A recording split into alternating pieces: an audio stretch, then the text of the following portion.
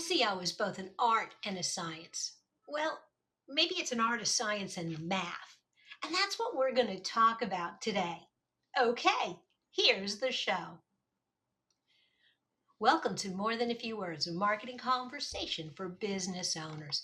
MTFW is part of the Digital Toolbox, and this is your host, Lorraine Ball. And today we're going to talk about SEO. I know you think we've covered this topic enough, but we haven't, because my guest, Kyle Rood, has got a really unique spin on the whole subject. He's responsible for the development and implementation of SEO techniques used by the agency High Volume SEO and the SEO tool Page Optimizer Pro. He's also the co-founder of Internet Marketing Gold, a global community of 3,000 SEO professionals who test and prove cutting-edge SEO techniques. And he's going to share a few of them with us today. Kyle, welcome to the show. Oh, thanks for having me. It's my pleasure. Kyle, as we were getting ready for the show, one of the things that you said is that people sort of think they know how Google works, but that may not be how it actually works. What do you think people get wrong? Well, one of the biggest things is that Google can't read. People think that Google is reading their page as a human would, and Google is not able to do that. Google is an algorithm, and as such, it's going to read like an algorithm will read. And uh, so when you are approaching Google, you do need to write, I think as we discussed, good content. But that's what you also need to do is satisfy the algorithm, and that's what it comes down to. A lot of math when it comes to satisfying what Google wants, because it is an algorithm that's going to read in terms of math. Okay, so I'm writing a blog post. I've got my 600 words, so I've got a good starting point. But what else is Google looking for when you say the algorithm is going to read it? Because it doesn't necessarily read the context, but it is looking at individual words for some clues about what the content is about. Absolutely correct. So there are important terms for your page. Those terms are, say, your target keyword, the term that somebody would be typing in to Google to find your page. Variations of that, so phrase match of that particular keyword, parts of it, or very close synonyms. And then it's also looking for contextual terms, terms that provide context and meaning to understand what this page is about. But within that, Google is not just looking at the page as a whole, it's looking at very specific sections on the page for those important terms and how many times you are using them in those sections. So the sections would be such as like the title tag, the title that search engines see, or the H1, the title that humans see when they come to the page, or the paragraph tags, that's the text that exists on the page. Those are the most important places to put your important terms. So if you were looking like what can I do today to just do some good SEO, you want to make sure that you're getting your target keyword in those three places, within the title tag, within the H1, and within your paragraph text. And I would also throw in within the URL. Those are the top four places to put your target keyword. One note of caution though, if you have a page that exists and it's doing pretty well, don't change your URL to put in your keyword, because you're giving Google a brand new page if you do that. But if you're kind of building a page going forward, or you just built a page and it's not doing anything yet, I would put in the target keyword into that URL. Awesome. Okay, so I've got my page. I'm doing my keywords. I've got them there. Are there some other best practices beyond those simple things? Getting my word or my phrase in the title and in the meta and description and in the content that's going to give my content the best chance of ranking quickly, because there's so much stuff out there. Sure. One other misconception that people have is that Google doesn't make any value judgments. Google doesn't, Google doesn't look at your content and say like, I am a better algorithm for having read your content. I am enriched. Like, it doesn't have any of those feelings or emotions. And I think everyone has had this experience where you've written something and it's better than the competitors. You can Hmm. see what Google is rewarding, and you be like, this content is actually better. It's better researched.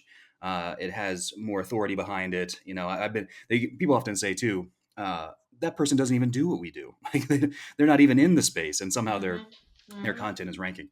So what you need, one big thing you need to do when you understand that is the concept of the secret is hiding in plain sight.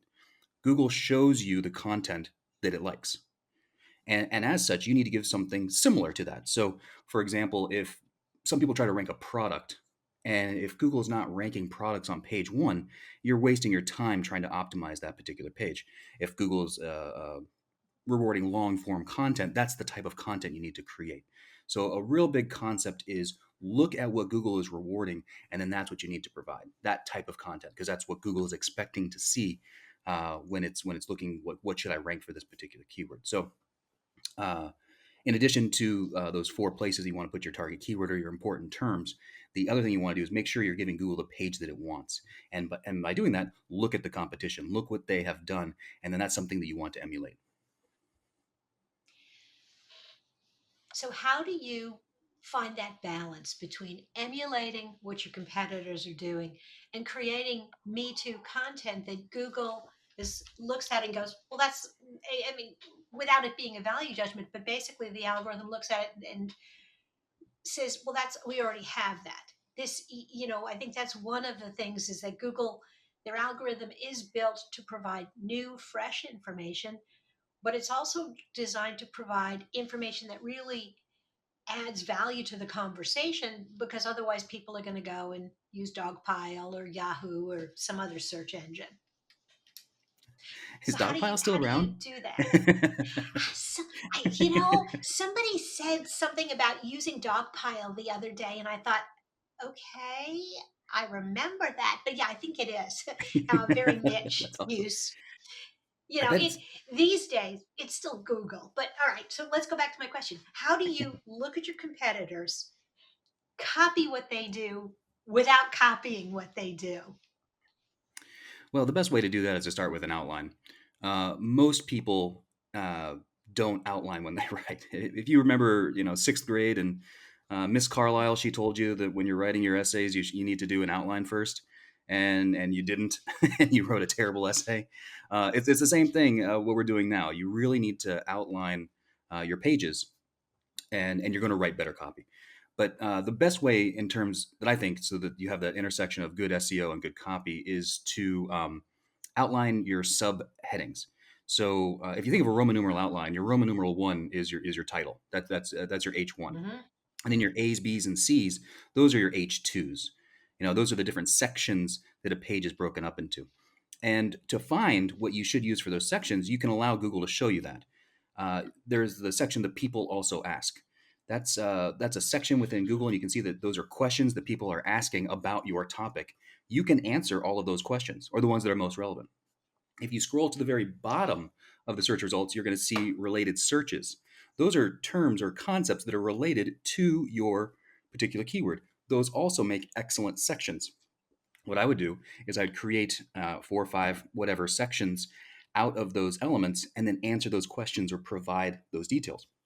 What's going to happen is you're going to create pages that can rank for more keywords because you can win those people also ask phrases. You can win those related keywords. At the same time, you're going to get a lot of important terms because you're answering those things that you should be writing copy that matches, to the question. And that's going to get a lot of important terms on your page. And you're going to end up writing a better page than your competitor. So you can style it in the form of, okay, we need long form content.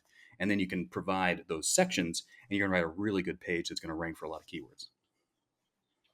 I love the section on Google. The people also asked whenever I'm working with a client and we're working on their web copy or we're working on the next blog post, I always look at that section and then do a search on their website to see have they even touched on that topic. And it's always interesting to me how many people miss that opportunity when, as you said, it's hiding in plain sight. The questions are already there. You just need to answer them. One little pro tip: Did you if you freeze hit up? the last arrow down, oh, can you hear me? Yeah, I can now. You Okay. you you froze Um, up for a minute. So start again with that one little pro tip, oh, and sorry I'll about that. cut this out. Sure, sure. So one little pro tip: if you hit a down arrow on the people also ask, it will expand it out. It's going to give you more people also ask. You can do that multiple times, so you can really dig in and find some deep questions. one other thing I would do, sometimes you'll find a question that's really good, but it won't quite fit on the page, on the page that you're trying to rank. Take that question and make it its own page and then link to your target page. And so what you're going to do is you're going to create a page that can rank quite quickly for another term that is relevant. You're going to get traffic, you're going to get impressions, but that page is going to build authority as it ranks for that particular keyword, and you're going to pass more juice internally to your target pages. And it's a technique to boost your pages that is completely white hat and doesn't get you in any trouble, and you didn't have to go try to get a backlink from somewhere. You kind of create your own internal backlinks through your own internal strength. Awesome. Kyle, this is great. Thank you so much for sharing a few tips with my audience today. Oh, I was happy to do it. Thanks so much for We're, having me. we're going to have a link in the show notes to your Page Optimizer Pro product so people can check it out, because if you are ready to take a little bit of a mathematical approach to your SEO, this tool can be really helpful. Thanks again. If you've Thank you. enjoyed today's conversation, if you've enjoyed today's conversation, if you'd like to know more, if you'd like to find other resources for your business, be sure to check out digitaltoolbox.club. Look for MTFW wherever you listen to podcasts. This has been another episode of More Than a Few Words. Thanks for listening.